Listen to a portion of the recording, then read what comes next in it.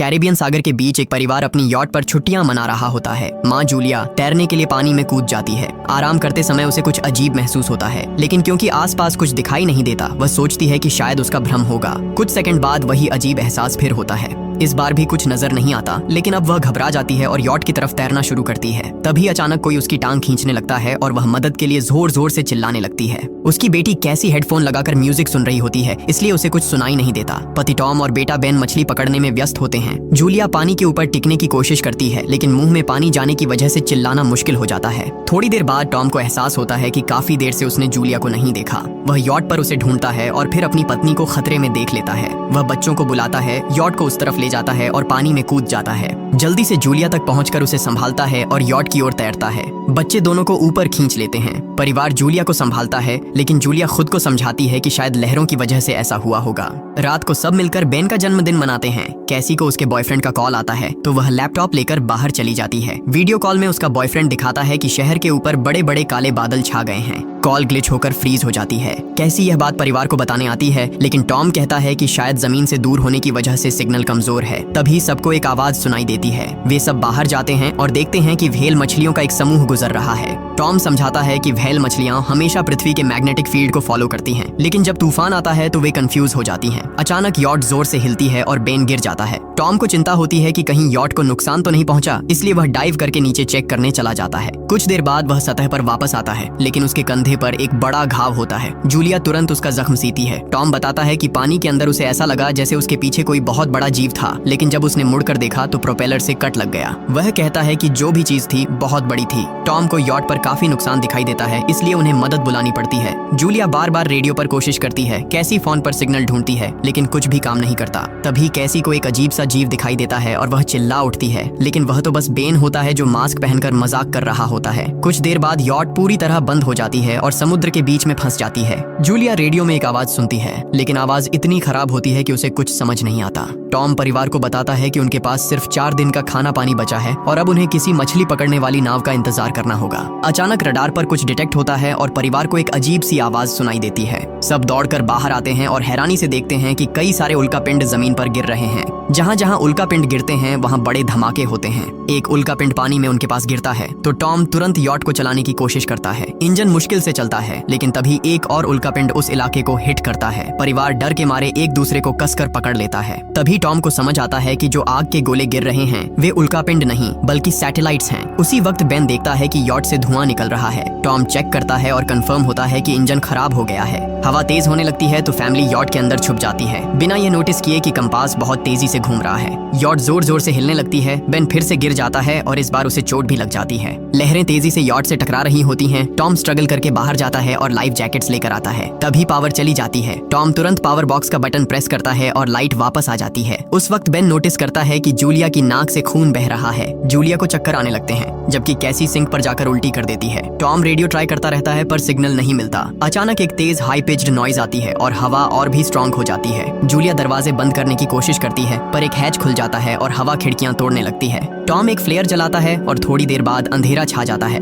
अगली सुबह family shock में उठती है कि वो स्टॉर्म से बच गए हैं, लेकिन यॉट आधी तबाह हो गई होती है। जब वो बाहर आते हैं तो देखते हैं कि समुद्र का पानी गायब हो गया है और यॉट अब जमीन पर अटकी है। सब ये देखकर शॉक में आ जाते हैं। कैसी सिग्नल चेक करती है पर नेटवर्क बिल्कुल डाउन होता है। बेन 2 मरे हुए केकड़ों से खेलने लगता है। टॉम कंपास चेक करता है और देखता है कि वो उल्टा हो गया है। ये आखिरी बार 7 लाख साल पहले हुआ था। कैसी को लगता है कि उसका बॉयफ्रेंड मर गया होगा और वो टूट जाती है। जब जूलिया उसे समझाने आती है तो कैसी उसे दूर कर देती है और छुपने चली जाती है। जूलिया और टॉम बची हुई सप्लाईज देखते हैं। बेन अपने बर्थडे बलून्स एक पत्थर से बांध देता है ताकि शायद कोई बचा हुआ सर्वाइवर देख ले। टॉम फिर रेडियो ट्राई करता है और इस बार एक आदमी से कनेक्शन हो जाता है। उसका नाम नाव होता है और वो एक सबमरीन का कैप्टन होता है। उसकी सबमरीन भी लैंड पर अटक गई है। वो कंफर्म करता है कि मैग्नेटिक पोल्स रिवर्स हो गए हैं, इसलिए ओशन पीछे हट गया है और जमीन डूब गई है। वो कहता है कि उसने अभी तक और सर्वाइवर्स नहीं देखे और कम्युनिकेशन सिस्टम्स बिल्कुल डाउन हो गए हैं। वो मजीद ये भी कहता है कि पोल्स फिर रिवर्स होंगे और शायद एक हफ्ते में समुद्र वापस आ जाएगा। वो फैमिली को वार्न करता है कि जितना हो सके ऊंची जगह चढ़ जाओ, क्योंकि जब पानी वापस आएगा तो वो बहुत खतरनाक होगा। वो बोलता है उसका पार्टनर क्रैश में मारा गया और सबमरीन में बस 3 लोगों की ही जगह है। जूलिया और टॉम उससे कहते हैं कि प्लीज हमारे बच्चों को बचा लो। वो उन्हें अपने कोऑर्डिनेट्स दे देता है। टॉम कैलकुलेट करता है कि सबमरीन तक पहुंचने में 2-3 दिन लगेंगे।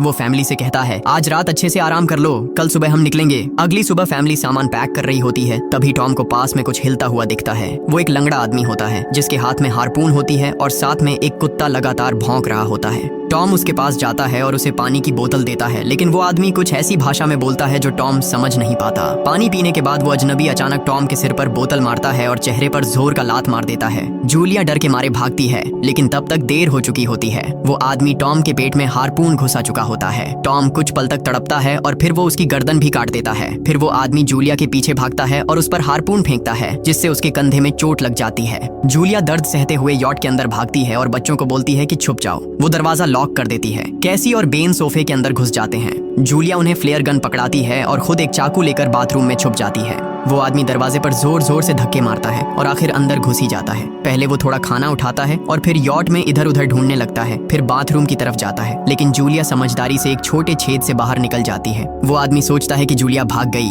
लेकिन जैसे ही वो धीरे से निकलने लगती है, उसका कुत्ता उसे देख लेता है और भौंकने लगता है। कुत्ता उस पर झपटता है तो जूलिया चाकू से उसे मार देती है। कुत्ते की चीख सुनकर वो आदमी बाहर आता है और अपने कुत्ते की लाश देखकर आग बबूला हो जाता है। इस बीच जूलिया यॉट के दूसरे साइड से अंदर जाने की कोशिश करती है। वो ऊपर चढ़कर टूटी हुई खिड़की से अंदर घुसने लगती है, लेकिन वो आदमी पहले ही वहां पहुंच जाता है। वो उसे पकड़कर जोर से मुक्का मारता है, जिससे वो नीचे गिर जाती है। जूलिया फर्नीचर पकड़कर बचने की कोशिश करती है, लेकिन वो आदमी उसे लात मारकर दूर फेंक देता है। फिर वो उसकी कलाई पर पैर रख देता है ताकि वो चाकू छोड़ दे, और फिर उसके बाल पकड़कर उसका चेहरा जमीन पर दे मारता है और सोफे पर फेंक कर उसका गला दबाने लगता है। बच्चे ये सब कुछ देख रहे होते हैं। कैसी बाहर निकलकर फ्लेयर गन चलाती है जो सीधा उस आदमी को लगती है। वो जल उठता है और यॉट में आग फैलने लगती है। बच्चे तुरंत भाग जाते हैं, लेकिन जूलिया वापस आती है। वो उसे एक किक मारकर गिराती है, मैप और बैग उठाती है और वहां से भाग जाती है। बेन और कैसी अपने पापा के पास जाकर रोने लगते हैं। जूलिया भी उनके साथ बैठ जाती है और तीनों मिलकर आंसुओं के साथ टॉम को आखिरी अलविदा कहते हैं। तभी वो डरावना आदमी फिर यॉट से बाहर निकल आता है तो फैमिली फिर से भागने लगती है। कुछ ही देर में यॉट एक बड़े धमाके के साथ उड़ जाती है। थोड़ी दूर चलने के बाद वो लोग एक छोटे से झरने के पास रुकते हैं ताकि थोड़ा आराम कर सकें। कैसी सोचती है कि शायद वो पागल आदमी उनके पास गुब्बारे देखकर आया था। ये सुनकर बेन खुद को कसूरवार मानने लगता है। जूलिया उसे समझाती है कि इसमें उसकी कोई गलती नहीं थी और सबको आगे बढ़ने को कहती है, क्योंकि वो आदमी अभी भी उनके पीछे है। रास्ते में एक छोटे तालाब के पास बेन एक मरी हुई हैमरहेड शार्क देखकर हैरान रह जाता है। तभी जूलिया नोटिस करती है कि वो आदमी फिर उनके करीब पहुंचने वाला है। सब लोग दौड़ पड़ते हैं और एक रेत के टीले से नीचे गिर जाते हैं, जहां उन्हें जहरीला कचरा दिखाई देता है। फैमिली सावधानी से उसे पार करती है और लगता है कि उन्होंने उस आदमी से पीछा छुड़ा लिया है। चलते चलते उन्हें बड़े बड़े मरे हुए सी एनिमल्स और समुद्र के नीचे जमा हुआ सारा प्लास्टिक दिखने लगता है।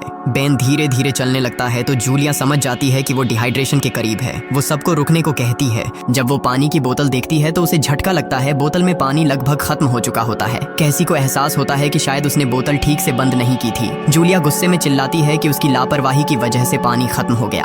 कैसी जवाब देती है, क्या फर्क पड़ता है, वैसे भी हम बचने वाले नहीं हैं। दोनों के बीच लंबी बहस होती है, फिर भी फैमिली आगे चलती रहती है। कुछ देर बाद उन्हें एक क्रैश हुआ प्लेन मिलता है। अंदर कुछ हिलता डुलता देख सब डर जाते हैं, लेकिन वो सिर्फ कुछ पक्षी होते हैं। फैमिली तय करती है कि रात यहीं प्लेन के अंदर गुजारेंगे। वो थोड़ा सा स्नैक शेयर करते हैं और जूलिया को टॉम की जैकेट में एक फैमिली फोटो मिलती है, जिसे देखकर उसका दिल टूट जाता है। कैसी पूछती है, मॉम आप और डैड की लव स्टोरी क्या थी? जूलिया मुस्कुराकर बताती है, टॉम हॉस्पिटल में मेरा पेशेंट था। फिर एक दिन उसने फूल और एक प्यारी सी कविता देकर अपना प्यार जताया था। रात के बीच में कैसी प्लेन से बाहर जाती है। तभी वो डरावना आदमी उसे पीछे से पकड़ने की कोशिश करता है, लेकिन जूलिया अचानक पीछे से उस पर टूट पड़ती है और बार बार चाकू से वार करके उसे मार देती है। कैसी अपनी माँ को गले लगाकर शांत करती है। अगली सुबह उस आदमी की लाश पर कीड़े गुंड पड़े होते हैं। फैमिली नोटिस करती है कि उसके शरीर पर कई काटने के निशान हैं, मतलब इस एरिया में कोई खतरनाक जीव छिपा हुआ है। जैसे ही वो लोग वहाँ से निकलते हैं, केकड़े उसके मुंह से बाहर निकल आते हैं। कुछ घंटों बाद जूलिया और कैसी मैप देख रही होती हैं, लेकिन बेन धीरे से आगे निकल जाता है। जूलिया चिल्लाती है, रुक जाओ, लेकिन बेन एक तालाब में झुककर पानी पीने लगता है। जूलिया तुरंत उसे खींचकर बाहर निकालती है और समझाती है कि अनजान पानी उसे बीमार कर सकता है। धूप बहुत तेज हो जाती है तो फैमिली अपने सिर कपड़ों से ढक लेती है। बेन को चक्कर आने लगते हैं। तभी उन्हें कुछ पुराने कुर्सियां मिलती हैं और जूलिया कैसी उनसे एक टेम्पररी शेल्टर बना लेती हैं। जूलिया बेन को इंजेक्शन लगाती है और तय करती है कि वो रात वहीं बिताएंगे। सुबह जूलिया एक अजीब सी आवाज सुनकर उठती है। बाहर जाकर देखती है तो क्रैब्स का एक बड़ा झुंड उनकी तरफ आ रहा होता है। वो तुरंत बच्चों को उठाती है और तीनों भागना शुरू कर देते हैं। भागते भागते उन्हें एक बड़ा कार्गो शिप दिखाई देता है। वहाँ 3 क्रू मेंबर्स जिंदा होते हैं। एक औरत उनकी मदद करना चाहती है, लेकिन बाकी 2 आदमी मना कर देते हैं और तीनों फैमिली को बाहर छोड़कर कंटेनर लॉक कर लेते हैं। क्रैब्स पास आ जाते हैं। जूलिया बच्चों को कंटेनर के ऊपर चढ़ाती है। खुद जब चढ़ने लगती है तो क्रैब्स उसके पैर को जोर से काट लेते हैं। बच्चे उसे खींचकर ऊपर चढ़ाते हैं, नहीं तो वो नीचे गिर जाती। कंटेनर के एक छेद से आधे क्रैब्स अंदर घुस जाते हैं। क्रू मेंबर्स स्नाइपर्स फायरिंग शुरू करते हैं, लेकिन क्रैब्स उन पर हावी हो जाते हैं और दोनों को मार डालते हैं। आखिरी आदमी छत के होल तक पहुंचता है, लेकिन क्रैब्स उसे भी नीचे खींच लेते हैं और वो भी मर जाता है। जूलिया अपने जख्म पर पट्टी बांधती है और बेहोश हो जाती है। कुछ देर बाद जब वो उठती है तो खुद को रेत के तूफान के बीच अकेली पाती है। वो घबराकर बच्चों को ढूंढने लगती है। एक मरी हुई औरत का हथियार उठाती है और जोर जोर से चिल्लाती है। कैसी उसकी आवाज सुनकर लौट आती है और बताती है कि वो और बेन मदद ढूंढने गए थे, लेकिन कोई नहीं मिला। फिर दोनों बेन से मिलते हैं, जिसे एक खुला कंटेनर मिलता है जहां वो तूफान खत्म होने तक रुक सकते हैं। जूलिया टॉम का लाइटर निकालती है और अपने जख्म को जलाकर बंद करती है, जो बेहद दर्दनाक होता है। तूफान थमने के बाद उन्हें एक और कंटेनर मिलता है जिसमें बहुत सारी पानी की बोतलें होती हैं। बॉडीज चेक करते वक्त उन्हें एक रेडियो और एक गन भी मिलती है। जूलिया नाव से संपर्क करती है और बताती है कि मैप खो गया है। इस पर नाव बताता है कि उन पर आर्थ्रोपॉड्स ने हमला किया था। वो अबिस के जीव हैं जो ऑक्सीजन की वजह से पूरी तरह पागल हो चुके हैं। अब नाव फैमिली को जल्दी करने को बोलता है, क्योंकि उसके इंस्ट्रूमेंट्स ने कैलकुलेट किया है कि समुद्र उम्मीद से ज्यादा जल्दी वापस आएगा और उनके पास सिर्फ कुछ घंटे बचे हैं। वो एक फ्लेयर शूट करता है और फैमिली उस दिशा में चलना शुरू करती है। लंबी वॉक के बाद फैमिली को एक टूटा हुआ टॉयलेट मिलता है जिसमें बेन पेशाब करता है। अब वो लोग आखिरकार सबमरीन को पास ही देख लेते हैं, लेकिन वहां पहुंचने के लिए उन्हें एक बड़ा चट्टानी रास्ता पार करना होगा। जैसे ही वो रास्ते से गुजरते हैं, दीवारें हिलने लगती हैं और पत्थर गिरने लगते हैं, जिससे एक भयानक रॉक स्लाइड हो जाता है। जूलिया तुरंत अपने बच्चों को साइड में धक्का देती है और खुद भी पीछे हट जाती है ताकि कुचली न जाए। अब एक पत्थर की दीवार उनके बीच आ गई है। जूलिया बच्चों से कहती है कि वो बिना उसके आगे बढ़ जाए, लेकिन कैसी मना करती है और जोर देती है कि उसकी माँ को चढ़ने की कोशिश करनी चाहिए। बहुत बहस होती है और चिल्लाने के बाद जूलिया वादा करती है कि वो बाद में अपने बच्चों को ढूंढ लेगी। मजबूर होकर कैसी अपने भाई को खींचकर आगे ले जाती है। बच्चे चट्टानी रास्ता चढ़कर सबमरीन की तरफ भागते हैं, लेकिन वहां पहुंचकर देखते हैं कि नाव बाहर खून में लथपथ पड़ा है। वो समझाता है कि उसके लिए सब खत्म हो गया है और अब बच्चे सबमरीन ले सकते हैं। ये सोचकर कि एक एक्स्ट्रा जगह होगी, कैसी वापस अपनी माँ को ढूंढने भागती है। तभी जूलिया केकड़ों को आता देखती है और वो फायरिंग शुरू कर देती है। कुछ केकड़ों को वो मार देती है, लेकिन झुंड बहुत बड़ा होता है और सबसे लड़ना मुश्किल हो जाता है। उसी वक्त कैसी दीवार के ऊपर दिखाई देती है और हाथ आगे बढ़ाती है तो जूलिया अपने घायल पैर के बावजूद तेजी से चढ़ना शुरू करती है। कैसी की मदद से वो दूसरी तरफ पहुंच जाती है और दोनों साथ में सबमरीन की तरफ भागते हैं। बेन पहले से ही ऊपर खड़ा होता है और फायर खोल देता है ताकि केकड़े डिस्टर्ब रहें जब तक फैमिली ऊपर चढ़ जाए। केकड़े नाव के शरीर तक पहुंचते ही तुरंत उसे खाने लग जाते हैं। जूलिया गन उठाती है और फायरिंग जारी रखती है जब तक बच्चे अंदर चले जाएं। जब वो सुरक्षित हो जाते हैं, जूलिया समझती है कि गोलियां खत्म हो गई हैं, तो वो गन केकड़ों पर फेंक देती है और अपने बच्चों के साथ अंदर चली जाती है। फैमिली हैच को अच्छे से लॉक करती है और खिड़की से केकड़ों को सबमरीन के चारों तरफ देखती है। इसी वक्त समुद्र वापस आ जाता है तो तीनों तुरंत अपनी सीटों पर बैठकर बेल्ट पहन लेते हैं और एक दूसरे का हाथ पकड़ लेते हैं। तेज लहरें सबमरीन को जोर जोर से इधर उधर फेंकना शुरू कर देती हैं, जिससे जूलिया को पूरी जर्नी के विजन दिखने लगते हैं और कैसी उल्टी कर देती है। जल्दी ही वो हाई पिच आवाज वापस आती है और फैमिली बेहोश हो जाती है। कुछ देर बाद जूलिया और बच्चे होश में आते हैं और खुद को जिंदा देखकर खुश होते हैं। वो हैच अनलॉक करके बाहर निकलते हैं और देखते हैं कि लहरों ने सबमरीन को एक तबाह शहर में गिरा दिया है। यानी अब जिंदा रहने और नया जीवन शुरू करने की उम्मीद है। और यहीं पर फिल्म खत्म होती है। चैनल को सब्सक्राइब करना न भूलें और बेल आइकन जरूर दबाएं ताकि आपको ऐसे ही मजेदार वीडियो मिलते रहें। देखने के लिए धन्यवाद।